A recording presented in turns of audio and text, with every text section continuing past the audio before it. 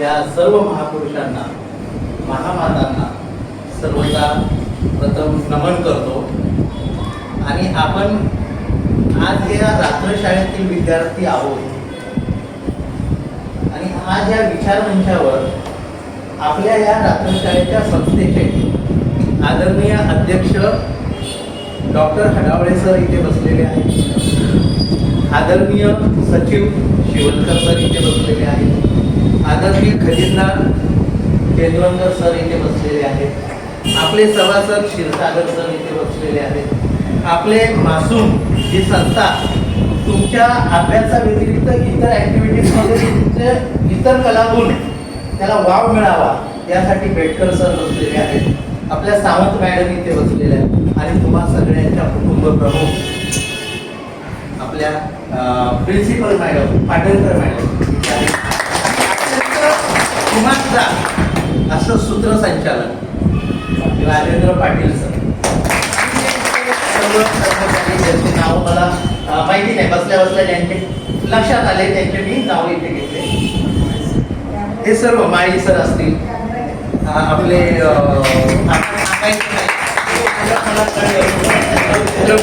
झालाय थांबायचं नाही, तेच ना, तर थांबायचं कोणीच नसतं. सतत कार्यरत राहायचं असतं, सतत प्रगतीपथावर राहायचं असतं. आणि या सर्व तुम्ही सगळी मंडळी आहात इथे, माझ्या बहिणी आहेत, माता आहेत, भाऊ आहेत आणि सहकारी आहेत आणि मित्र सुद्धा आहेत. तुम्ही सगळे आपल्या सर्वांना स्वातंत्र्य दिनाच्या पूर्वसंध्येला उद्याच्या शुभेच्छा आजच देतो. आणि महत्वाचं म्हणजे रात्र शाळेचे आपण विद्यार्थी आहोत, आपण काही कमी नाही आहोत. का कमी नाही? म्हणजे आपण दिवसभर श्रम करतो, साठी देश घडवण्यासाठी दिवसभर राबतो. म्हणजे आपण ज्या ज्या संस्थेमध्ये, ज्या ज्या आस्थापनामध्ये जिथे कुठेही काम करतो त्याचा कळत न कळत फायदा या देशाला होतो. जीएसटी जाते हे एक वेगळ्या पद्धतीने कळत. म्हणजे दिवसभर आपण देश घडवण्यासाठी राबतो आणि रात्रीचं आपण स्वतःला घडवण्यासाठी राबतो. मोठं कार्य आपण करतोय. आणि लग्न झालेले अनेक लोक आहेत, आपलं घर दार संसार मुलं बाळ सगळे सांभाळून हे करणं, याच्यासाठी काहीतरी एक्स्ट्रा ऑर्डिनरी शक्ती असते ती आपल्या सगळ्यात आहे. कारण मी पण नाईट कॉलेजचा शाळेचाच विद्यार्थी आणि माझं लग्न झाल्यानंतर 2 मुलं झाल्यानंतर मग मी ऍडमिशन घेतलं. आता माझं वय 56 आहे आणि आता माझी डिग्री MA BEd LLB आणि LLM आता माझं चालू आहे. का तुम्हाला सांगतोय, का सांगतोय आपण कमी नाही आहोत. तुम्ही आमचे माझेच आहात आणि मी तुमचा आहे म्हणून मोकळेपणा आहे. आणि इथे येण्याचं कारण म्हणजे ही भावनिक अटॅचमेंट आहे नाईट शाळेची माझी. म्हणून नाईट शाळेचा कुठे कार्यक्रम असला तर मी बोलवत नाही. कोणताही मोठा कार्यक्रम असो मी तिकडे जात नाही. नाईट शाळेच्या कार्यक्रमात पहिला पण, कारण ही माझी अटॅचमेंट आहे. मी कॉलेज पण केलं, आता 10वी आता थांबायचं नाही. तुमचं ते हे आहे थांबायचं नाही. 10वी झाल्यावर तुम्ही ग्रॅज्युएट झाला पाहिजे, MA झाला पाहिजे किंवा तुम्हाला ज्या फील्डमध्ये जायचं. आता इतर कौशल्य पण आत्मसात करणं फार गरजेचं. फक्त तुम्हाला अकॅडमिक पदवी घेणं एवढंच काही कामाचं नाही आहे सध्याच्या युगामध्ये. आताच फार टेक्नॉलॉजी वाढलेली आहे. मग तुम्ही वेगवेगळ्या फील्डचं ज्ञान घेतलं पाहिजे आणि पुढे गेलं पाहिजे, सतत पुढे गेलं पाहिजे. अजून एक सांगतो, थोडंसं मी माझंच कौतुक करणं योग्य नाही, परंतु माझे विद्यार्थी आहेत, माझ्या बहीण भावासारखे आहेत आणि तुम्हाला कळावं आपल्यासमोर जी व्यक्ती आणून इथे बसवली आणि त्यांचं आता भाषण सहन करायचंय म्हणून त्यांनी काहीतरी सांगावं. म्हणजे काय आहे ती व्यक्ती थोडंसं माहिती असं म्हणून सांगतो. मी जर्मन बर्लिन विद्यापीठात सुद्धा ऍडमिशन घेतले आता ऑनलाईन. ते काम कशावर आहे? त्या बर्लिन विद्यापीठात कोणता विषय आहे? असंघटित कामगार. कोणते? आपण सगळे वेगवेगळ्या क्षेत्रामध्ये कार्यरत आहोत ना. तर ते ग्लोबल युनिव्हर्सिटी आहे, जागतिक युनिव्हर्सिटी. तर असंघटित क्षेत्रात काम करणारे जी लोक असतात त्याच्या व्यथा वेदना काय असतात, त्यांचे प्रश्न काय असतात, आणि हे फक्त भारतातच नाही, महाराष्ट्रातच नाही, भारतातच नाही, तर जागतिक स्तरावर काय चाललंय नेमकं त्याचा तिथे अभ्यास होतो. ठीक आहे, बर्लिन विद्यापीठ जर्मनी. ठीक आहे, तर त्यासाठी मी LLM चालू असताना तेही साईड बाय साईड करतोय. माझी नोकरी पण चालू आहे. मी पोद्दार शाळेत, आमचे सर आहेत तिथे, आमचे वरिष्ठ आमचे CEO आहेत सर. ठीक आहे, तर पोद्दार शाळेमध्ये मी कामाला सुद्धा. तर सांगण्याचा अर्थ आपण कमी नव्हत. ही जी ताकद आहे अंतर्मनाची ती कुठून येते? कारण आपण सिद्ध केलं की मी नाईट कॉलेजमधून, नाईट शाळेतून शिकलोय. माझ्यामध्ये एक्स्ट्रा ऑर्डिनरी काहीतरी आहे, म्हणून पुढे जाण्याची ही उमेद येते आणि आपण सतत कार्यरत राहिलं पाहिजे. ठीक आहे, परंतु ह्या सगळ्या गोष्टी करत असताना आपण आपलं मूळ विसरता कामा नाही, आपला इतिहास विसरता कामा नाही. म्हणजे आपण नाईट शाळेत शिकतोय, शिक्षणाची सुरुवात कोणी केली हे आपण कधी विसरता कामा नाही. क्रांतीबाई ज्योतिराव फुले, सावित्रीबाई फुले आणि फातिमा शेख त्यांच्या जोडीला होत्या. आणि या सगळ्या महापुरुष महामातांनी जी शिक्षणाची सुरुवात केली, पहिली शाळा जी भिडेवाड्यामध्ये पुण्याला सुरू केली 1848 ला, पहिली शाळा या देशात. आणि त्यानंतर आपल्या दृष्टीने काय महत्वाचं आहे, 1848 नंतर 1855 ला पहिली रात्रशाळा महात्मा ज्योतिराव फुलेंनी पुण्यामध्ये सुरू केली. त्यानंतर आपण मुंबईच्या रात्रशाळेत शिकतो, औद्योगिक वस्ती आहे. त्या काळात सुद्धा अनेक गिरणी कामगार असतील किंवा वेगवेगळ्या क्षेत्रामध्ये कार्य करणारे जे श्रमिक कष्टकरी वर्ग होता, त्यांना कुठे शिक्षणाची सोयी सुविधा उपलब्ध व्हावी म्हणून 1876 साली तिथे त्यांनी ती शाळा सुरू केली. भिल चव्हाण नावाच्या, आणि ते प्रार्थना समाज जे आहे गिरगावला, त्याचे पहिले आचार्य होते. प्रार्थना समाज आहे ते पहिले आचार्य होते. त्यांनी मुंबईमध्ये पहिली शाळा, 2च मिनिटं फक्त, मला माहिती आहे पोटामध्ये सगळे कावळे ओरडत आहेत, माझ्याही ओरडत आहेत, पण तुम्ही रात्र शाळेचे विद्यार्थी नाही, म्हणून तुम्हाला आपला इतिहास माहिती पाहिजे, आपली प्रेरणा काय माहिती पाहिजे, म्हणून तुमच्या समोर थोडक्यात मांडणी करतो. ठीक आहे, तर ती पहिली शाळा तिथे सुरू झाली, रात्रशाळा 1876 ला. आणि त्या काळामध्ये जे श्रमिक कष्टकरी होते, गिरण्यांमध्ये काम करणारे अनेक कामगार होते, हे रात्रशाळेमध्ये शिक्षण घ्यायचे. इतर ठिकाणी काम करणारे जे श्रमिक कष्टकरी होते ते रात्रशाळेमध्ये शिक्षण घ्यायचे. आणि त्याच्यामुळे त्यानंतर नारायण मेघाजी लोखंडे यांनी पहिलं संघटन सुरू केलं की श्रमिक कष्टकऱ्यांचं. ते संघटन सुरू केले 1884 ला.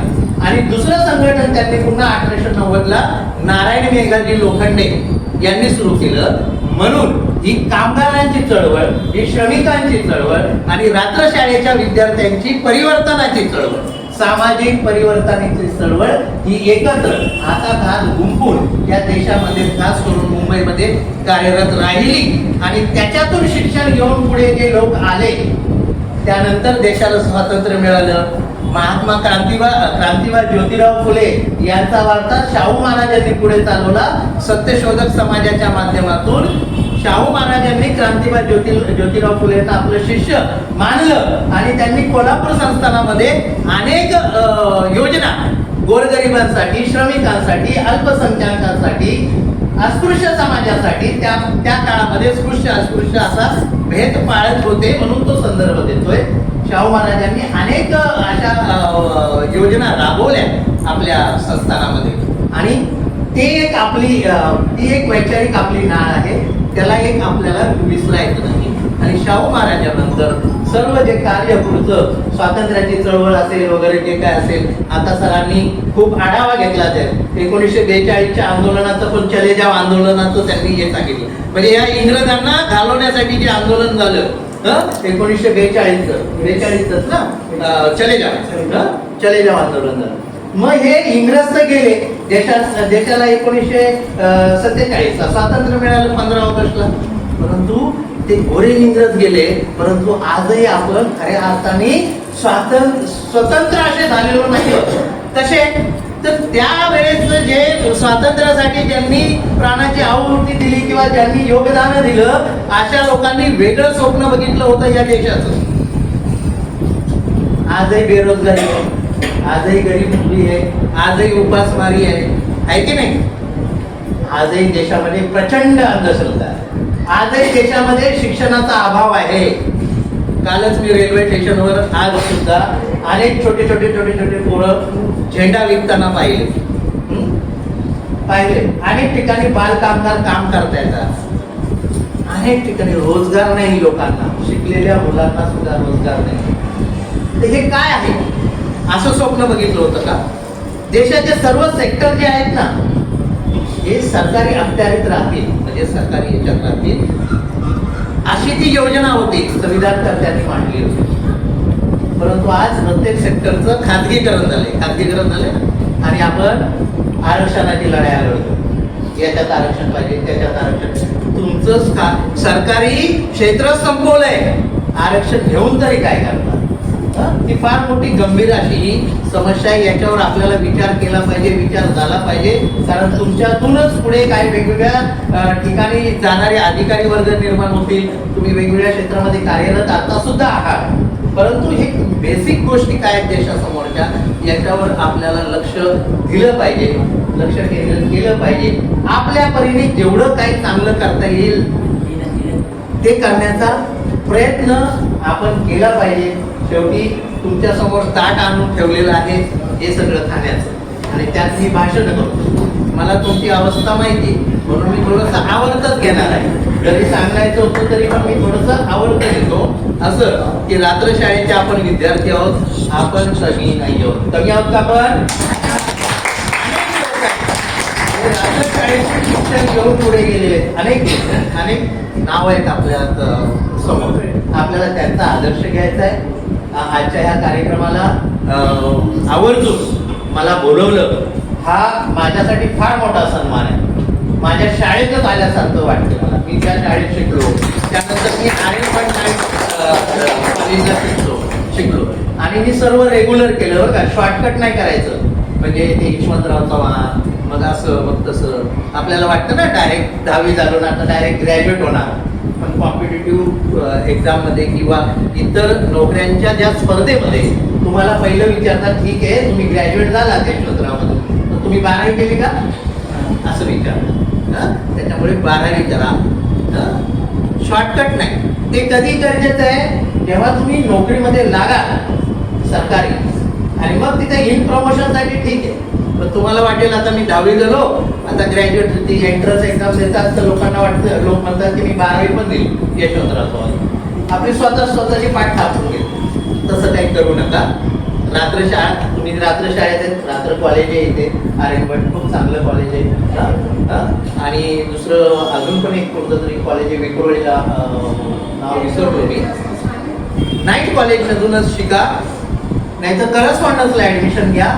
आणि अनेक दालनं ओपन झालेले आहेत सध्याच्या युगामध्ये, अनेक दालनं ओपन झाले. फक्त भारतापुरतं, महाराष्ट्रापुरतं, भारतापुरतं नका राहू. सर्च करा. सोशल मीडिया वास्ट आहे, फार मोठा वास्ट आहे. जगात संधी उपलब्ध आहेत, आपल्याला माहितीच नसतात. छोटे छोटे कोर्स आहेत. मला पण ती माहिती मिळाली. मी जेव्हा LLM चा अभ्यास सुरू केला, LLB मी 2023ला झालो सर. शाळेमध्ये मी आल्यानंतर आपल्याला माझी शाळा बंद पडली गोरेगावची. तिथे मी शिपाई होतो. तुम्हाला मुद्दाम सांगतो, मी शिपाई होतो. आणि शिपायाचा मी SNDT कॉलेजमध्ये लेक्चरर म्हणून सिनियरला काम केलं. मुंबई विद्यापीठात गेस्ट लेक्चरर म्हणून काम केलं. कॉलेज पंचशील मालवणी, तिथे मी 5 वर्ष शिकवलं. म्हणजे दिवसा मी शिपायाची नोकरी करायचो. आणि आमच्या शाळेमध्ये ती टोपी होती, ड्रेस होता शिपायाला, ती टोपी पण असायची. आणि ते मुद्दाम केलं होतं. का केलं होतं? शाळेमध्ये खूप अडचणी येतात आपल्याला, अभ्यास करताना प्रचंड अडचणी येतात, तुम्हाला येणार. आणि जेवढ्या अडचणी येतात तेवढी आपल्याला संधी आहे असं समजून चॅलेंज स्वीकारून एखादा मुलगा शिकतोय, एखादा शिपाई शिकतोय, मग सगळेच चांगले असतात असं नाही. काही आपल्या विरोधात असतात, काही आपल्या तोंडावर चांगलं म्हणतात, काही आपल्या तोंडाच्या पाठी म्हणजे आपल्या पाठी नाव पण ठेवतात. आता तशी परिस्थितीमधून मलाही यावं लागलं. अनेक नाईट शाळेच्या कॉलेजच्या विद्यार्थ्यांना यावं लागतं. काही लोक आपल्याला टोमणे मारतात, काय शिकतोय, काय करणार. मला माझे मित्र, माझे सहकारी शाळेतले जे इतर शिपाई आहेत माझ्यासोबत, आम्ही 6 लोक शिपाई होतो शाळेमध्ये. विद्यावर्धिनी शाळा गोरेगाव, आणि मग ते सगळे म्हणायचे तर शिकतो आपल्याला सरकारी नोकरी लागली, काय करणार आहे शिकून. माझ्या मनात होतं शिकायचं. मला असं वाटलं, मी शाळेत लागलो तर मला असं मी विचार केला की शाळेत सर्वात जास्त शिक्षण कोणाचं असतं, शिक्षकांचं असतं. दुसरं काय माहिती नाही ना, झोपडपट्टीत राहणार, कधी कोण शिकलेलं नाही घरातलं. आणि आपण ऍडमिशन घेतलं तर आपल्या अवतीभोवती जे शिकतात, शिकलेले लोक दिसतात, त्याचाच प्रभाव असतो आपल्याला. मग सर्वात जास्त शिकलेले शिक्षक असतात. मग आमचे प्रिन्सिपल किती शिकलेले आहेत, तर ते BA BEd होते. तर मला वाटलं आपण पण BA BEd व्हावं, म्हणजे तेच मोठं शिक्षण वाटायचं ना त्यावेळेस. मग मी BA केलं नाईट कॉलेजमधून, BEd पण केलं. 1 वर्षाची रजा टाकून शिकलो मी हॉस्टेलला राहून, रेग्युलर मध्ये व्यवस्थित. आणि माझ्या बायकोने खूप साथ दिली, जसं तुम्ही साथ देताय ना पत्नीला. आणि ते असं नसते, आपल्या सगळ्या घराघराची तीच व्यथा असते. ठीक आहे. तर मिसेसनी पण माझ्या भरपूर साथ दिली. जसं तुम्ही एकमेकांना देताय, अनेकांचे पती आलेले आहेत, कोणाची पत्नी आलेली आहे, आई वडील आहेत. हे करावं लागतं, करणं गरजेचं आहे. आणि मग तिथे वर्षभराची रजा टाकून BEd केल्यानंतर मी शाळेवर आलो. तर शाळेमध्ये अनेक शिक्षक आहेत. तर अनेक शिक्षकांपैकी काहींना थोडं बरं वाटलं, काहींना थोडं बरं वाटलं आणि काहींना खरं बरं वाटलं. आणि त्याच्यामुळे काही लोक समोर बोलायचे, काय म्हणायचं, काय आता शिपाई आहे, आता आपल्या सोबत 7 रूम मध्ये बसेल, प्रमोशन झालं तर. म्हणजे तुम्हाला खूप चांगले शिक्षक लाभले, परंतु आपण जिथे नोकरी करतो ना, तिकडचे लोक कसे आहेत त्याच्यावर पण आयुष्य आपलं खूप आपल्याला शिकून जातं. ठीक आहे. पण अनफॉर्च्युनेटली ती आपली शाळा बंद पडली, म्हणून तिथे माझं प्रमोशन होऊ शकलं नाही. पण मी ॲट ए टाइम शिपाईची नोकरी करत सिनियर कॉलेजला शिकवायचो, ज्युनियर कॉलेजला शिकवायचो. आणि SNTT मध्ये मी शिकवलं 8 वर्ष, SVT कॉलेज ऑफ होम सायन्सला. मी का सांगतोय, मी तिथे शिपाई म्हणून जायचो, तिथे तो ड्रेस चढवायचो, मॉर्निंगला लेक्चर द्यायचो आणि नंतर तिथे जाऊन शिपाईचा ड्रेस. आणि योगायोगाने आमच्या शाळेमध्ये 10वी झालेल्या मुली तिकडे ऍडमिशन घ्यायचे. आणि तिथे त्यांना काय माहिती, तिथे दादा म्हणायचे मला, दादा काका मामा म्हणतो ना आपण शाळेमध्ये, म्हणतो ना आपण आपल्या शिपाई दादा म्हणतो, काका म्हणतो. तर एका इंटरव्ह्यू मध्ये सिलेक्शन झालं माझं SNTT ला. मॉर्निंगचं होतं, टॉप बेसिसवर सकाळी 7:30 8:30 असे 2 लेक्चर घ्यायचे. माझी ड्युटी 10ची असल्याने सिटी 100 गाडी घेतलेली होती. सांताक्रूजवरून गोरेगावला जायचं, गोरेगाववरून सांताक्रूजला यायचं. लेक्चर दिलं तर लगेच शाळेमध्ये गाडीच्या डिकीचा ड्रेस असायचा, मध्येच आपला चेंज करायचो शिपायचा ड्रेस, मग पुन्हा आपलं. म्हणजे का सांगतोय, संघर्ष आहे आणि संघर्षातून हार मानली नाही. तर म्हणाले ना इथे आलो, हा फार मोठा सन्मान आहे. तर शाळेतल्या मुली तिथे ऍडमिशन घ्यायच्या आणि मग म्हणायचं, अरे आपला दादा कसं काय आतमध्ये बसलाय शिक्षकांसोबत. त्या मुली आवाज द्यायच्या, दादा दादा. मी त्यांना बोलवायचं की आता इथे मी दादा नाही, तुमचा लेक्चरर आहे आणि माझं शिक्षण एवढं MA BEd. तेव्हा LLB नव्हतं ना, LLB आत्ता केलं, खूप पुन्हा घ्या. तर असे दिवस काढले ते. ठीक आहे. परंतु शिक्षण तुम्हाला वाया जाऊ देत नाही, तुम्हाला मान सन्मान प्रतिष्ठा आणि पैसा पण भरपूर देतो. पैसा तर कोणीही कमवतो, परंतु जीवनामध्ये मान सन्मान फार महत्वाचा असतो.